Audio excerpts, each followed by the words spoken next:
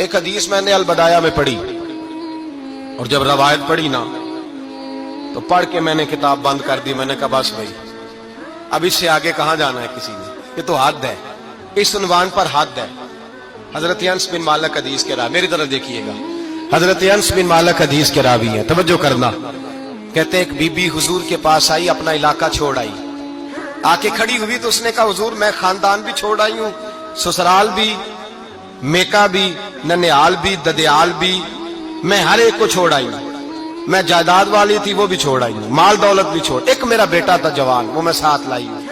سونیا یہ آپ کی نوکری کرے گا اور میں حضرت فاطمہ کی ڈیوٹی کروں گی, میں حضرت عائشہ کے برتن دھویا کروں گی, میں بھی نوکری کروں گی. حاضر ہے.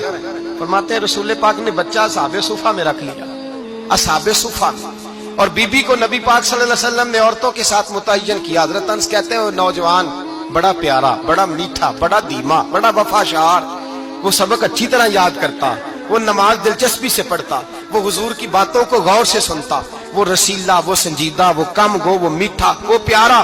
کہتے ہیں بڑی دلکشا طبیعت, اس کی مقناطیسی سی شخصیت, طبیعت کھنچی چلی جائے اس کی طرف, بڑا حسین و جمیل وہ نوجوان. اس ماں بیٹے کے تذکرے ہونے لگے کہ بڑی جائیدادیں چھوڑ کے آئے, بڑے مال والے, انہوں نے بڑی قربانی دی ہے, ہر رشتہ ناتا توڑ کے رب رسول سے یارانہ لگایا ہے. اللہ بڑا بے نیاز ہے. وہ بچہ بیمار ہو گیا, شدید علیل ہوا. حضرت انس بن مالک فرماتے ہیں ہم قریب جا کے بیٹھے تیمارداری کرنے تو اتنا علیل ہوا, اتنا علیل ہوا کہ اس کا وجود کانپنے لگا. کہتے ہیں کچھ ہی دیر گزری تو اس نے کلمہ پڑھا, روح پرواز کر گئی, روح پرواز کر گئی, سننا سننا روح پرواز کر گئی. کہتے ہیں نبی پاک صلی اللہ علیہ وسلم کو بلایا, حضور آئے تو آنکھوں میں آنسو.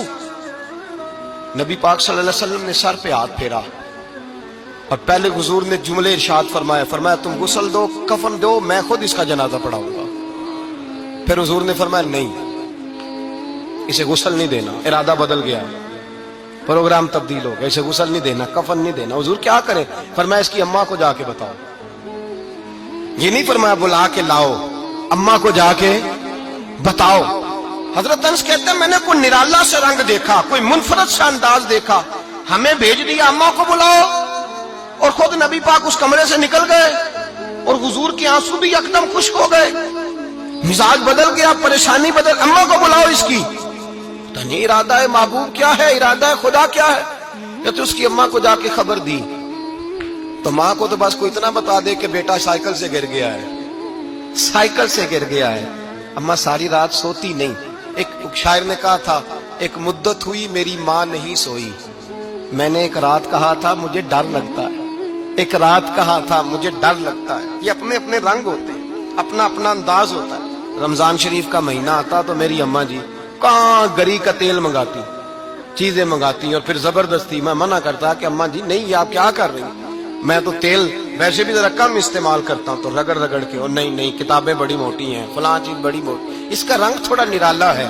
اور یہ جو ماں کا رنگ ہے نا, اس جیسا رنگ دوسرا ملتا بھی کوئی نہیں دنیا میں. یہ اپنی مثال آپ ہی ہے. اماں کو کہا تیرا بیٹا, اماں ذرا دوڑی, گری, پھر اٹھی, پھر گری, پھر اٹھی, پھر گری, روتی ہوئی آئی. کہتے ہیں پیچھے وہ روئی, لیکن جب بیٹے کی میت کے قریب آئی تو اب نہیں روئی. کہتے ہیں ہمارے چہروں پہ نظر دے ڈالی اور کہنے لگی تمہارا کلاس فیلو فوت ہو گیا ہے, واقعی چلا گیا ہے. کہاں پردہ کر, واقعی کہاں.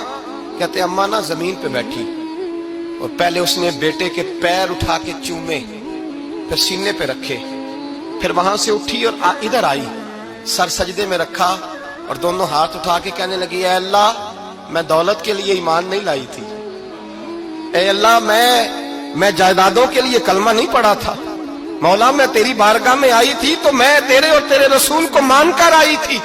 خدا بندہ میں نے میکے چھوڑ دیے, سسرال چھوڑ دیا, ننیال چھوڑ دیے, ددیال, وہ دشمن تھے سارے دین کے, چھوڑ کے آئی. میں نے آرزوؤں کا بڑا مکان بھی چھوڑا.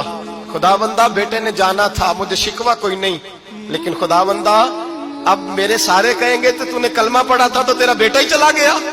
اے اللہ کی اگر نے دل مسلم کی دل جوئی نہیں, تانا دیں گے بت کے مسلم کا خدا کوئی نہیں. اے اللہ میرا یقین کہتا ہے کہ اگر تو مارنے پہ قادر ہے تو زندگی دینے پہ بھی قادر ہے. खुदाबंदा काफिरों को राजी न कर, वो खुश हो जाएंगे, वो मुझ पे ताने कसेंगे, फब्तियां कसेंगे। ए अर्श के मालिक, रहमत का दरवाजा खोल, मैं तेरे नबी की बारगाह नाज में रहती हूं, नजर फरमा।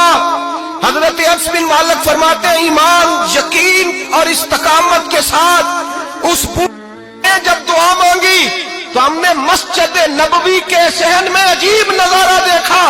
एक माँ ने दुआ मांगी तो बेटा उठ के बैठ गया।